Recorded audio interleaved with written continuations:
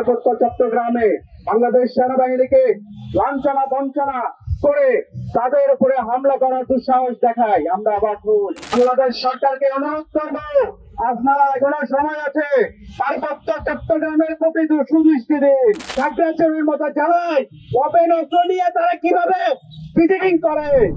প্রিয় সাংবাদিক ভাইয়েরা এবং পার্বত্য চট্টগ্রাম ছাত্র পরিষদের বিভিন্ন স্তরের নেতৃবৃন্দ, ঢাকা বিশ্ববিদ্যালয়ের শিক্ষার্থীবৃন্দ, আসসালামু আলাইকুম। আমরা বারংবার হতাশা নিয়ে আপনাদের সামনে দাঁড়াতে হয়। আপনারা জানেন এই 24শে গণ অভ্যুত্থানে যে বৈষম্য বিরোধী ছাত্র আন্দোলন ছাত্ররা ছিল, বাংলাদেশ সেনাবাহিনীকে কতটা সম্মান জানিয়েছে, তাদেরকে কতটা ট্রাস্ট করেছে, তাদেরকে কতটা বিশ্বাস করেছে, তাদেরকে কতটা শ্রদ্ধা করেছে। কিন্তু আমরা দেখতে পাই পার্বত্য চট্টগ্রামে বাংলাদেশ সেনাবাহিনীকে বিদ্যাঙ্গুলি দেখিয়ে পার্বত্য চট্টগ্রামে বাংলাদেশ সেনাবাহিনীকে লাঞ্ছনা বঞ্চনা করে তাদের উপরে হামলা করার দুঃসাহস দেখায়। আমরা অবাক হই। এত বড় স্পর্ধা তারা কিভাবে পায়? এত বড় দুঃসাহস তারা কিভাবে পায়? তাদের জনক কারা লড়াচ্ছে, তাদেরকে কারা মারাচ্ছে। বাংলাদেশ সরকারকে আমরা উদারতা আহ্বান জানাবো, বাংলাদেশ সরকারকে অনুরোধ করবো, আপনারা এখনো সময় আছে, পার্বত্য চট্টগ্রামের প্রতি সুদৃষ্টি দিন। নইলে খুবই প্রস্তাবিত হবে, নইলে অনেক প্রস্তাবিত হবে।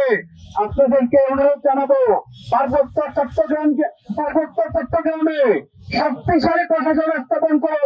পার্বত্য চট্টগ্রামে শক্তিশালী দেশ রক্ষার্থে পার্বত্য চট্টগ্রামে শক্তিশালী প্রশাসন, শক্তিশালী নিরাপত্তা বাহিনী প্রেরণ করুন। পার্বত্য চট্টগ্রামে যৌথ বাহিনী প্রেরণ করুন। পার্বত্য চট্টগ্রাম সুরক্ষা করার জন্য গুরুত্ব দেন। আপনারা অবাক হবেন, আজও দেখলাম দুপুর 1টা বাজে ওই মারায় আমাদের 11 জন ভাইকে, আমাদের 11 জন সেনা সদস্যদের উপর অতর্কিত হামলা করেছে। পার্বত্য চট্টগ্রামের খাগড়াছড়িতে 144 তারা গাড়ি চলছে। 144 তারা গাড়ি চলার পরেও কিভাবে তারা কর্মসূচি দিয়ে থাকে, কিভাবে তারা দোকানপাট ভাঙচুর করে থাকে, কিভাবে তারা সাধারণ পার্বত্যবাসীর উপরে হামলা করে থাকে। আমার প্রশ্ন, সরকার কি করছে? সরকার কি করছে? এত বড় একটা গণ অভ্যুত্থান হওয়ার পরেও আজ কেন সরকার সামান্য পার্বত্য চট্টগ্রাম নিয়ন্ত্রণে ব্যর্থ হচ্ছে? কারণ কি আমরা কি বুঝে নেব? তাও কি তাদেরকে সহযোগিতা করছে, নাকি ইচ্ছা করে কোনো ইন্ধনে তারা চুপ করে রয়েছে? আমরা হতবাক হই, আমরা অবাক হই। আমরা কেন এই স্বাধীন বাংলাদেশে থেকে এখনো অনিরাপত্তায় থাকবো? কেন সাজেক থেকে আমাদের সেনাবাহিনীর দল, সেনাবাহিনীর নিরাপত্তা নিয়ে আমাদের পার্বত্য চট্টগ্রামের বাইরে আসতে হবে? আমরা অবাক হই, আমরা খুবই হতাশ, আমরা খুবই হতাশ। পার্বত্য চট্টগ্রামকে বাংলাদেশের বাইরের অংশ নাকি? পার্বত্য চট্টগ্রামে কেন প্রশাসনের হাত লাগবে? পার্বত্য চট্টগ্রামের খাগড়াছড়ির মতো জেলায় ওপেন অস্ত্র নিয়ে তারা কিভাবে ভিজিটিং করে? ওপেন অস্ত্র নিয়ে 144 তারা কিভাবে তারা ভঙ্গ করে? তারা কিভাবে ভঙ্গ করে? প্রশাসন কি করে?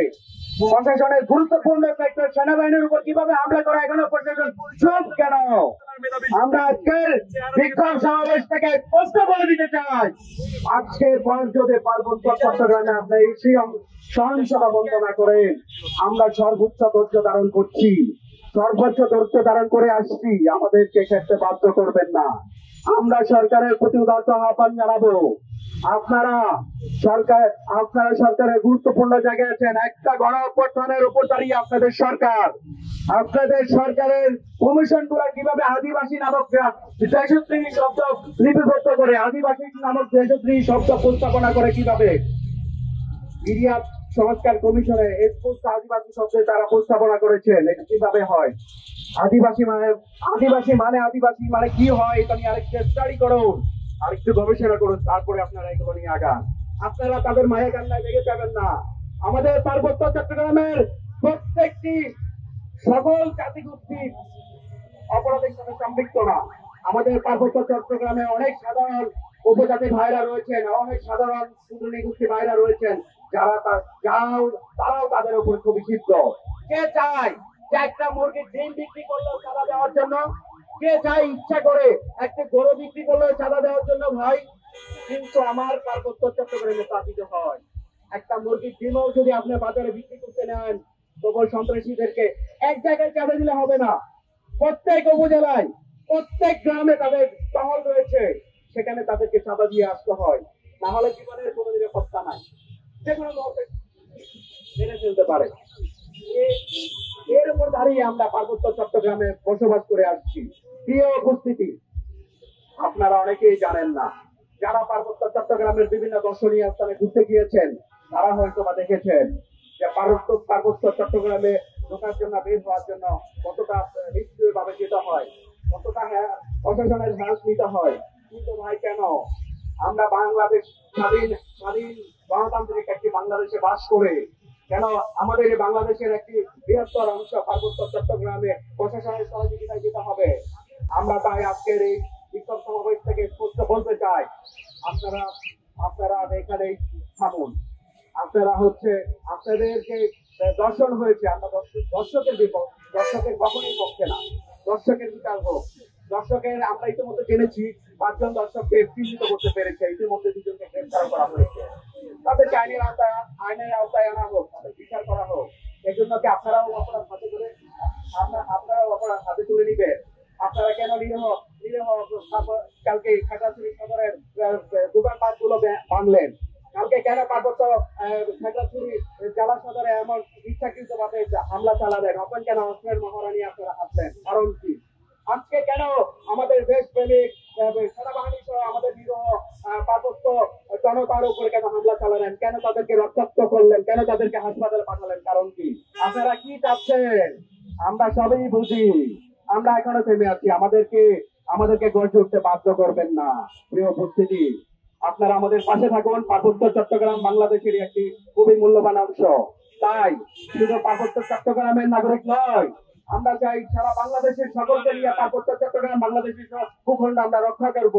আমরা 1 ইঞ্চি মাটি, বাংলাদেশের 1 ইঞ্চি মাটি কাউকে ছাড় দিব না। আমরা বাংলাদেশের 1 ইঞ্চি মাটি কাউকে ছাড় দিব না। প্রিয় উপস্থিতি, সকলকে উদারত আহ্বান জানিয়ে আমাদের পাশে থাকার জন্য পার্বত্য চট্টগ্রাম সহ বাংলাদেশের যত সহযোগিতা আছে তার বিরুদ্ধে ধারণার আহ্বান জানিয়ে ইউপিডিএফ সহ আপনার